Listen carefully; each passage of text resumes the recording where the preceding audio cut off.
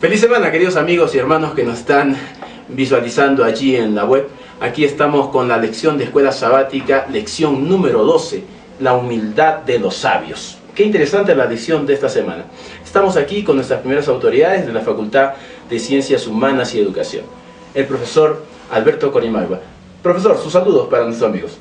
Un saludo cordial a todos los hermanos, hermanas, jóvenes que nos siguen a través de este medio. Esperamos compartir la lección que corresponde a la semana en estudio.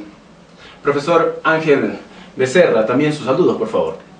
También queremos darles un saludo a cada uno de nuestros amigos, hermanos y a todos los que están observando.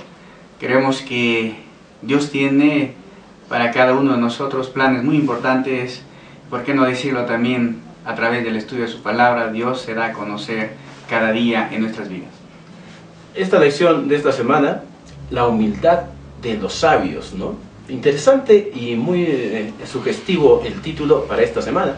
El versículo de memoria, que lo tenemos ahí en nuestra lección también, es: bienaventurados los pobres en espíritu, porque de ellos es el reino de los cielos. San Mateo capítulo 5, versículo 3. ¿Qué les parece acerca de la humildad de los sabios? Bueno, Agur nos invita a que seamos humildes, dejando la soberbia de lado, que es el peor problema de la humanidad, pero también nos afirma la lección que solo es posible meditando en Dios y en su sabiduría. Profesor Ángel, ¿la sociedad en realidad necesita de los principios de Dios para poder evitarse tantos golpes? Creo que en un mundo que vivimos hoy, un mundo competitivo, en un mundo consumista, siempre es importante la humildad en las vidas. Pero ¿cómo se adquiere la humildad? ¿No? Creo que la humildad se adquiere cuando nosotros estamos siempre ligados a la mano de Dios, cuando caminamos con Él, siempre vamos a ser humildes. Pero cuando dejamos de lado a Dios, que es el ser que nos ayuda cada día, entonces vamos a ser humildes.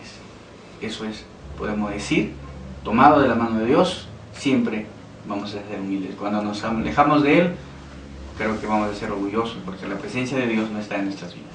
Qué importante lo que está mencionando usted, ¿no? A veces nosotros tenemos que tropezar y golpearnos para entender que la humildad es necesaria para poder acercarnos a Dios. En la Biblia nosotros tenemos el caso, por ejemplo, de Moisés, a quien se le menciona como el hombre más manso de la tierra. Y es que a veces nosotros relacionamos la mansedumbre o la humildad con el ser una especie de tonto, ¿no? Cuando en realidad la humildad y mansedumbre no tienen nada que ver con eso. Moisés, por ejemplo, era un excelente líder para el pueblo de Dios.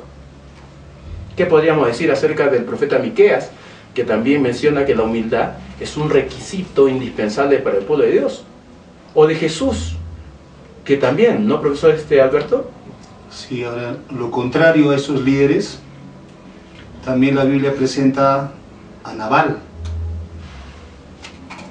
Y siempre la humanidad a veces ha cultivado esta jactancia, esta vanidad, a veces sin reconocer, ¿no?, de qué lado a veces viene la providencia, de qué lado viene la sabiduría, quién realmente nos prospera.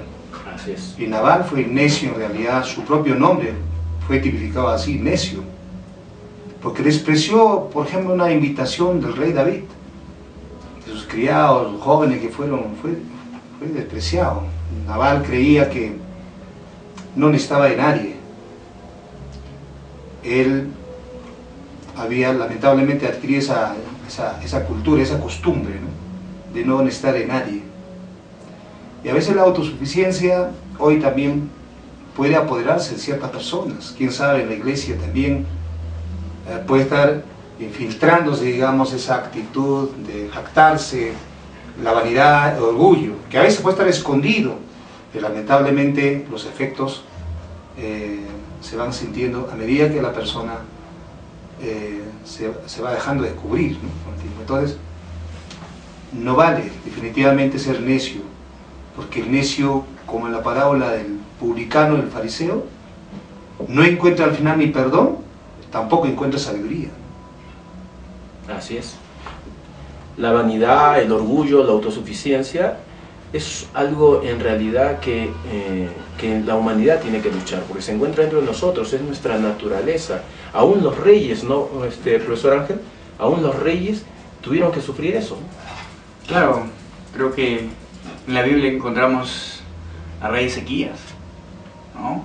Rey Ezequías, creo que en su tiempo tuvo esta habilidad, qué sé yo, ¿no? De guiar al pueblo, pero un momento él enfermó, pero se humilló ante Dios, ¿no? Se humilló, como podemos decir, un acto de que Dios es el dueño de todo. Y a veces, como lo decía usted, ¿no? A veces tenemos que esperar dificultades para humillarnos, pero cuando va todo bien, decimos, no, nosotros hacemos todo y no necesitamos la presencia de nuestro Dios, ¿no? Ezequías se humilló, le pidió a Dios y Dios le dio pues unos años más de vida, ¿no? Y eso es importante, ¿no? Creo que para cada uno de nosotros también en nuestra vida. Y siguiendo de repente con la ilación de este rey, ¿no? Dios le dio 15 años más de vida. Y cuando vinieron los babilonios a ver aquella maravilla que Dios había hecho con este rey en vez de dar la gloria a Dios, terminó enseñando su poder. Qué terrible, ¿no? Aquel rey fue traicionado por su propia naturaleza jactanciosa, como lo fue en algún momento también Salomón o Nabucodonosor. Y bueno, hablar también de esos reyes como Salomón y Nabucodonosor, no estamos hablando de cualquier persona. Ellos en realidad sí tenían de qué jactarse. Una cosa es cuando una persona no tiene de qué jactarse y comienza a hablar y aparentar. Pero en el caso de Salomón y Nabucodonosor, ellos sí tenían de qué jactarse. Pero aún teniendo una base con qué jactarnos, no deberíamos hacerlo. Sí, creo que acá en estos reyes, pues, en ellos había algo que los diferenciaba, ¿no? Mientras que Salomón pidió la sabiduría divina, ¿no? Él dijo, Señor, tengo un pueblo y no tengo la habilidad, ¿cómo gobernarlos? Señor, dame sabiduría. Mientras que Nabucodonosor, un poco, él pensó que la sabiduría era de él, ¿no? Entonces, él tuvo orgullo, dijo, no es esta la gran Babilonia que yo edifiqué, estos jardines colgantes. Entonces eso un poco que lo llevó en esa época, ¿no? Pero Dios hizo que en un momento pues él se humillara y reconociese que Dios es el que da la sabiduría a todos, ¿no? Entonces, algo más, ¿no? Para ver esto en cuanto a lo que es la sabiduría. Nosotros como humanos, ¿no? O lo que a veces la ciencia dice, ¿no? La ciencia siempre trata de decir que toda la sabiduría viene del esfuerzo humano, ¿no? Pero nosotros creemos que la Biblia dice, ¿no? Si alguien de nosotros tiene falta de sabiduría, pídala a Dios. Y todo conocimiento para nosotros viene de Dios, ¿no? Y podríamos argumentar más de que en nuestros días, quizás nosotros como docentes cuando vamos a las aulas, ¿no? En la universidad, tenemos que explicarle, ¿no? Que hay un conocimiento divino y que también hay un conocimiento humano, ¿no? Que el conocimiento divino viene a través de los sentidos, menciona, por revelación, ¿no? A través de la Santa Biblia y también de la naturaleza, ¿no? Ahí surge todo el conocimiento que podemos tener nosotros. Ahora, eso indica que la voluntad de los seres humanos, integrado a la voluntad divina, puede tener resultados maravillosos. Podemos ser ricos en Dios, mas no soberbios ni jactanciosos. Abraham, sobre la base de su fe, fue millonario y a la vez también fue sabio con Dios. Y Dios lo prosperó mucho más. Y fue un ejemplo andante en realidad de Abraham. A pesar de sus debilidades, Dios le dio ese privilegio de llamarse Padre de la Fe. Entonces, definitivamente, la tanta sabiduría o la tanta riqueza puede estar malogrando el carácter de la persona, la sociedad, quién sabe, de toda una nación. El orgullo y la jactancia solo de un solo gobernante, a veces en el pasado, ha desatado grandes conflictos, guerras, a veces inexplicables, solo por ese orgullo nacionalista o por ese poderío militar que a veces uno cree que lo tiene todo, ¿no? Pero al final el desenlace, como dice la lección, la necedad de los hombres termina en un caos, en un acto fatal en donde se desencadena prácticamente la perdición total de la persona, de la sociedad misma, ¿no? Pero lo contrario a eso, la Biblia también presenta a hombres humildes que se dejaron guiar por Dios, como afirma el profesor, encontraron a Dios aún en su pecado más vil, encontraron una oportunidad en la sabiduría divina, ¿no? Entonces, cuán importante es reconocer nuestro ego, nuestra debilidad. Amigos, hace un momento está pasando por su pantalla también nuestra dirección de email para que ustedes puedan comunicarnos allí alguna anécdota de ustedes, alguna pregunta, alguna inquietud. Por favor, sírvanse en escribirnos para que podamos darle la respuesta. A nuestros amigos que nos siguen en Facebook, por favor, denle un me gusta allí para que nosotros sepamos que estamos llegando hasta sus hogares y de esa manera, al mismo tiempo, nos pueda servir de aliciente a nosotros. Nosotros seguimos aquí comentando acerca de la lección de escuela sabática.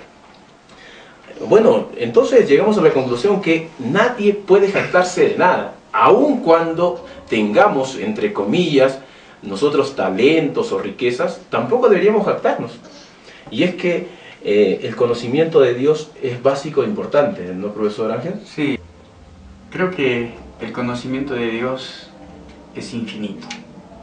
No podemos nosotros llegar a conocer las grandes maravillas que Dios ha hecho en este mundo. Aún los grandes científicos tratan de averiguar, de investigar, pero no lo van a lograr, ¿no? Porque nuestra mente humana o nuestro conocimiento humano es limitado, ¿no? Y el conocimiento divino es ilimitado, ¿no? No podemos llegar a conocer. Ahora, cuando hablamos del orgullo, a veces nosotros idealizamos demasiado y que a tal punto que dejamos de ver nuestra realidad. ¿Un cristiano puede albergar orgullo en su corazón? No podría, porque Satanás albergó el orgullo y fue un fracaso total. Fue echado a la presencia de Dios. Y consecuentemente nosotros hoy no podíamos cobijar orgullo, aunque a veces maneja una frase de sano orgullo, no sé si habla del sano orgullo, porque todo orgullo en realidad siempre tiene una actitud superior, siempre refleja una vanidad, a veces nos hace pedantes. Puede ser que sea escondido, pero la Biblia va a testimoniar el efecto de esa soberbia que yo mantengo en mi vida o en mi mente, ¿no? Ahora, los hijos de Dios, por eso que tenemos que ir bajo el perdón, bajo la confesión. Solo en esa medida podemos volver a ser humildes, en realidad. Porque mientras no tengo confesión, no reconozco, entonces ¿de qué humildad yo puedo hablar? ¿De qué humildad puedo dar testimonio a mis hermanos, a mi familia, a nadie? Supone que el resultado de mi humildad es esa paciencia, ese testimonio, esa satisfacción que tiene que sentir la iglesia, la familia, el prójimo, en este caso los alumnos, entre nosotros los docentes. Mientras hay un clima espiritual saludable, es porque podemos creer que estamos aún viviendo bajo la confesión divina, ¿no? Bajo el perdón divino, ¿no? Entonces, de no ser así, pienso que seguiremos patinando en el orgullo, que a veces apenas nos damos cuenta, pero que existe en realidad. Entonces la marca del cristiano es la humildad. Mientras más cerca estemos de Dios, más humildes seremos. Y mientras más lejos estemos de Dios, por más cargos de iglesia que tengamos, o por más espirituales que parezcamos ante los demás, si estamos llenos de orgullo, estaremos lejos de la presencia de Dios. Claro, porque también hay que admitir que la tanta sabiduría puede estar haciéndome orgulloso. Puede ser que esté olvidando algunos principios divinos.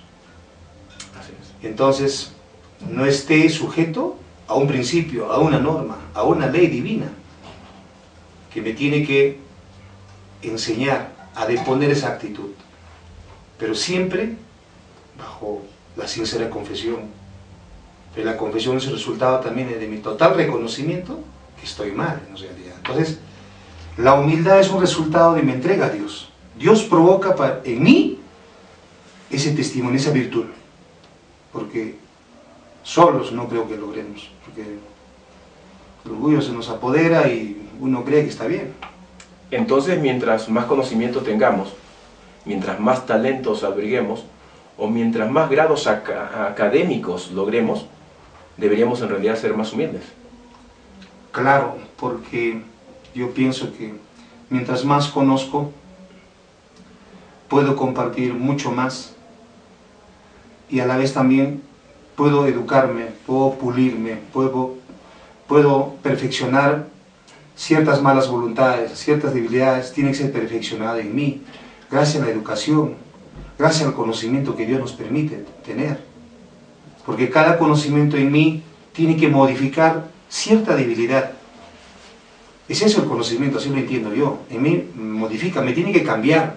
Por eso la palabra educación es educere, cambiar, transformar en realidad. Y un conocimiento viene en esa medida. ¿Qué va a transformar aquello que ignoro realmente? Entonces, no es para una jactancia, no es para sobreponerme sobre otros, ni mucho menos ser vertical, sino más bien me lleva a un sentido horizontal, con los que me relaciono en realidad en esa capacidad de entendimiento. El mejor ejemplo sería Jesús, ¿no? Sí, yo creo que la humildad tiene uno que vivirlo, ¿no? No decir, bueno, esto es la humildad, ¿no? Y un gran ejemplo es Jesús, que la humildad es sinónimo de servicio, ¿no? Servir a los demás, ¿no? De acuerdo a cómo uno también lo pueda hacer, ¿no? Y cuando Jesús vino a este mundo, Él dijo, bueno, yo no quiero ser el mayor de todos, o el que quiere ser el mayor tiene que servir, ¿no? Y entonces, como cristianos, creo que estamos llamados a ser humildes, pero con nuestro ejemplo y con la ayuda hacia los demás. Qué maravilloso, ¿no?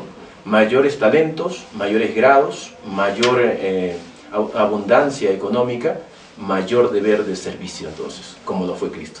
Cuando el libro de Proverbios habla y dice, por favor, le dice a Dios, no me des ni mucho ni tampoco me des poco.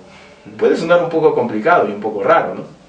Pero, ¿a qué se refiere el libro de Proverbios sobre eso? Yo creo que cuando leemos Proverbios, ¿no? Dice, no me des mucho de riqueza porque puedo maldecir tu nombre, ¿no? O no me des, o si soy pobre, también quizás lo puedo hacer. Pero lo que cada uno de nosotros, quizás en esta tierra, podemos decirle, Señor, dame lo que es necesario para mí y también para ayudar a los demás, ¿no? Yo creo que eso es importante, ¿no? De lo que tenemos, de las bendiciones que Dios nos da, también poder compartir con los demás. Dos extremos. Si recibimos mucho, podemos abandonar a Dios, porque dependemos de la riqueza. Y el otro extremo, si estamos pasando demasiada necesidad, puede ser que de pronto nosotros nos enojemos contra Dios, y entonces también lo abandonamos. Dos extremos. Si el proverbio reza de que el Señor me libre de la mentira y del orgullo, de la vanidad, sino que debo contentarme con todo lo que Dios me da.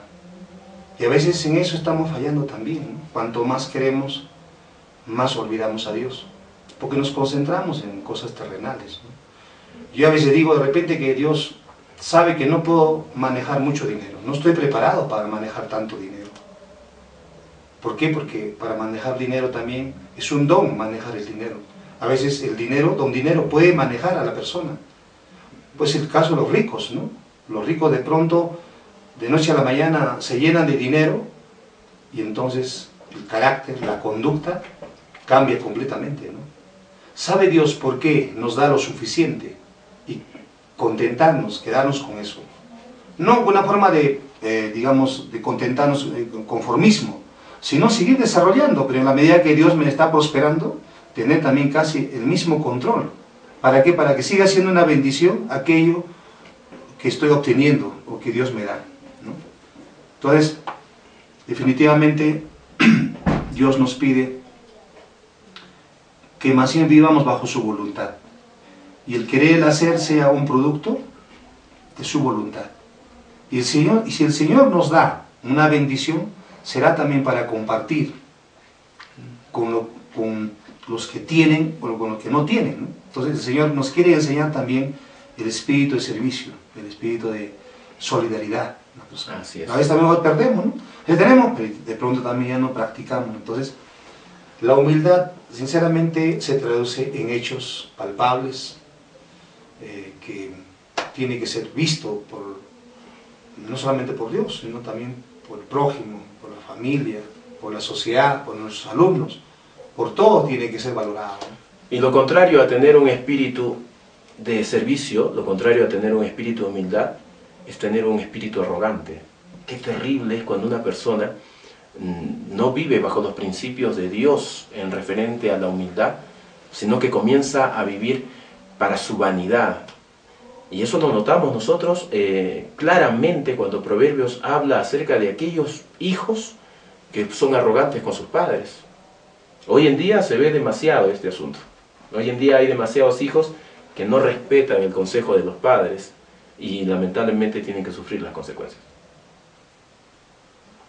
Creo que se ha visto muchos casos, ¿no? En el lugar donde hayamos estado, hay personas que creen que el dinero hace todo, ¿no? O hay padres que dan el apoyo a sus hijos, pero a veces los hijos no saben aprovechar el apoyo que dan los padres, más bien malgastan.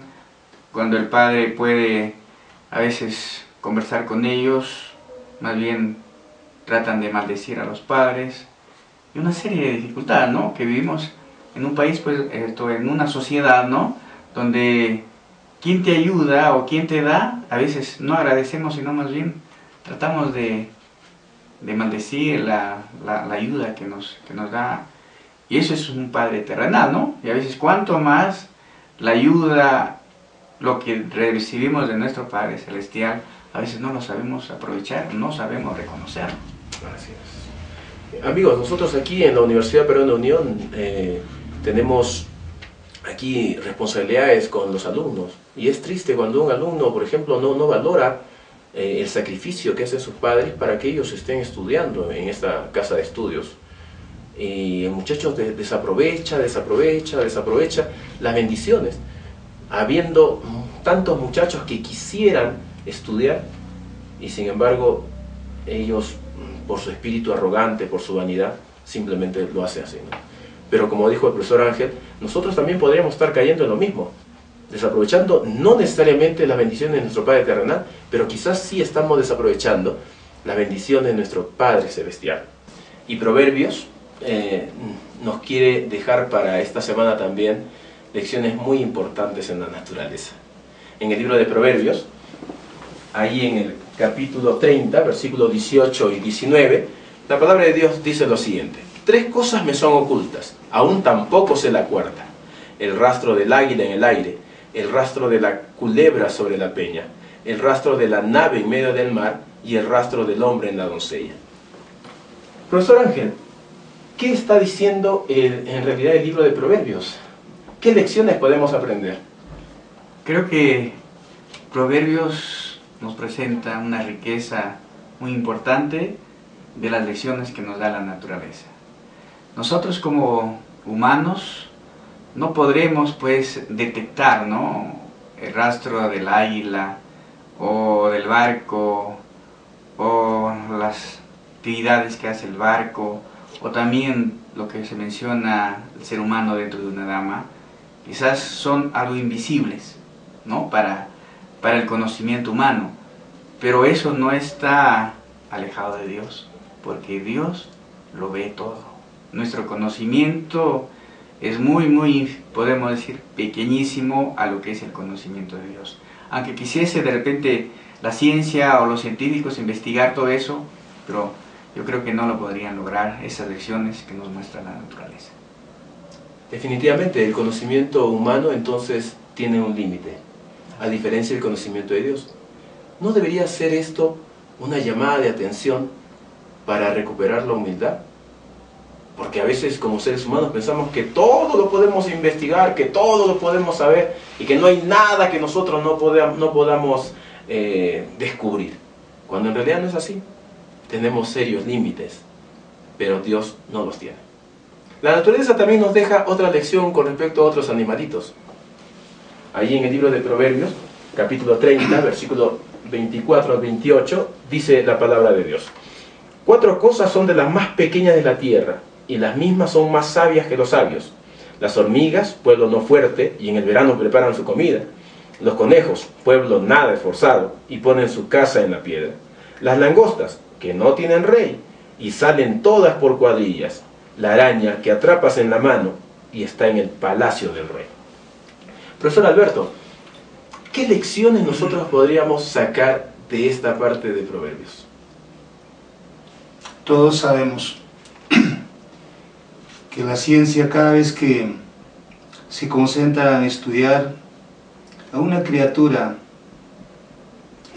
de la naturaleza, nos trae en bandeja a veces las grandes lecciones, ¿no?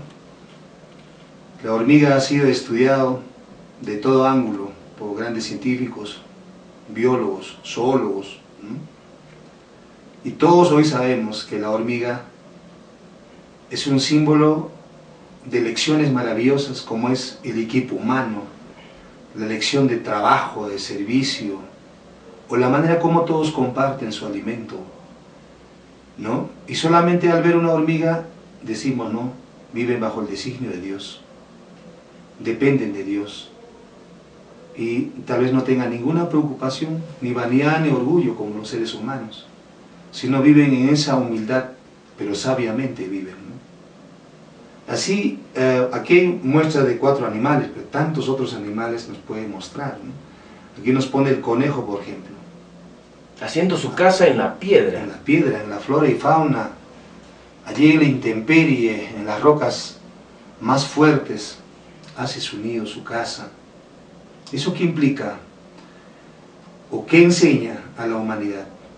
Que nosotros a veces, como seres humanos, nos queremos medir con lo poco o con lo mucho que a veces Dios nos da, pero bajo una especie de, digamos, jactancia, orgullo, lo que tenemos. Pero el conejo tal vez no se jacta, a pesar que vive en las rocas, puede dominar todo, pero no muestra ninguna jactancia, ¿no? Vive bajo la humildad y en su diario vivir, ¿no? Esa fortaleza tiene el conejo. Ahora las langostas, bueno, de repente que en esta latitud no conocen mucho las langostas, pero en algunos países las langostas han dado grandes lecciones.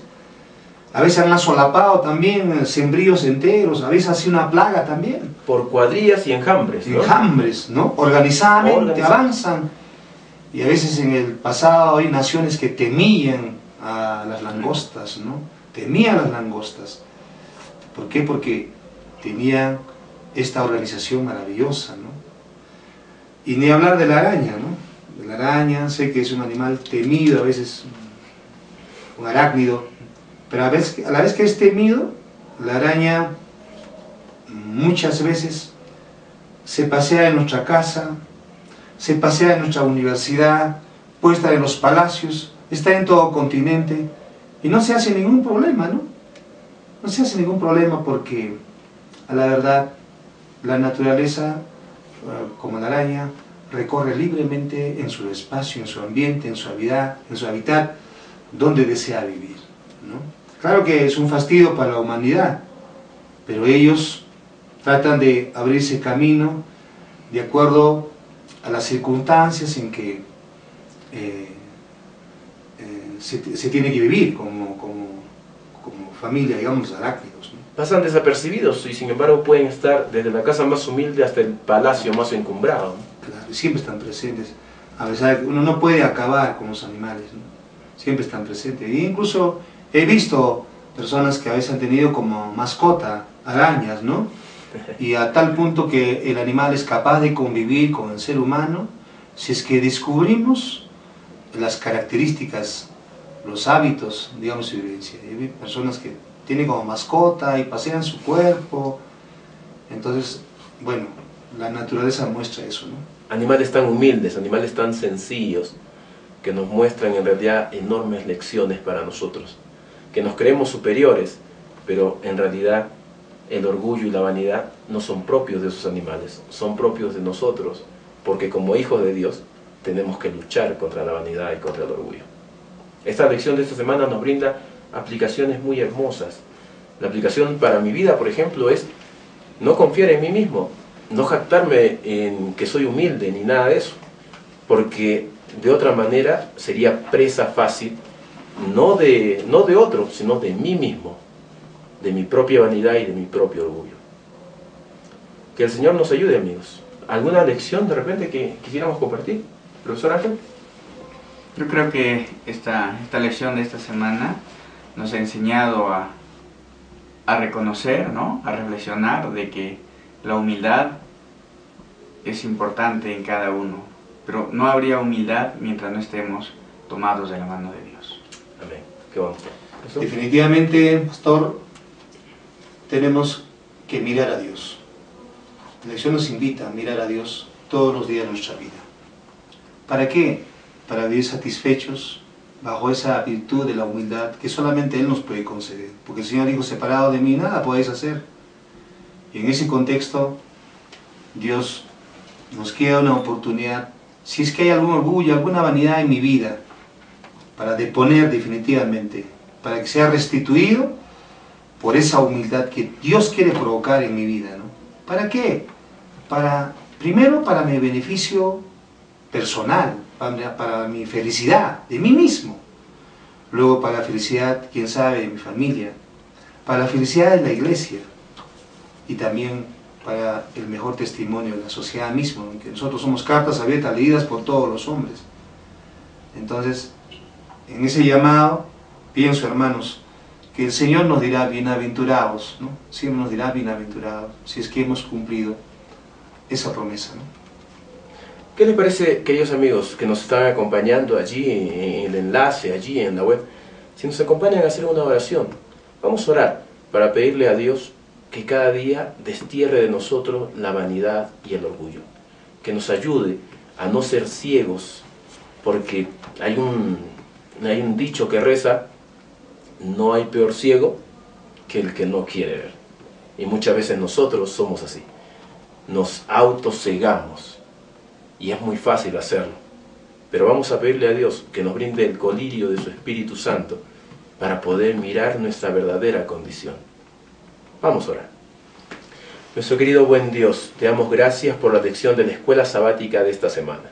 Ayúdanos, Señor, cada día a mostrarnos ante la gente como cartas abiertas, y que lean allí, Señor, en nuestra vida, no algo sobre nosotros, no algo que podamos tener, no algo que nosotros hayamos logrado por nuestra propia capacidad, sino que puedan leer a Cristo en nosotros. Permítenos, Señor, cada día cogernos de tu mano y avanzar hacia ti. Bendícenos, Señor, y cada vez que nos bendigas, haznos recordar que toda bendición que recibamos solamente tiene que ser para servirte y para servir a tu pueblo. Te lo pedimos por amor de Jesús. Amén. Amén. Queridos amigos, esta ha sido la lección de Escuela Sabática de la Facultad de Ciencias Humanas y Educación. Si les gusta, por favor no se olviden a nuestros amigos de Facebook compartirlo hacia los demás. Además, hemos tomado aquí los 4 pasos de la lección. Y es que el primer paso es motiva. Explora. Aplica. De nuevo. Crea, que es el 4º paso y no menos importante. Para nuestros queridos maestros de escuela sabática, sería muy bueno que llevaran algunos libros de ilustraciones sobre la naturaleza, algunos libros sobre animalitos que puedan mostrar sus virtudes, de tal forma mostrarnos un poquito acerca de la humildad que ellos tienen en su propio ser. ¿Quizás alguna otra cosa? Bueno, podemos llevar las flores con sus hermosos colores, o el agua, el líquido elemento, que puede ilustrar mejor la sabiduría divina y a la vez también puede dar una réplica de una buena lección para nosotros. Muy bien, esta ha sido la Escuela Sabática de la Facultad de Ciencias Humanas y Educación. Nos vemos hasta la próxima semana. Será hasta la siguiente semana. Nos despedimos. Hasta luego. Bien, muchas gracias a todos los que nos están siguiendo.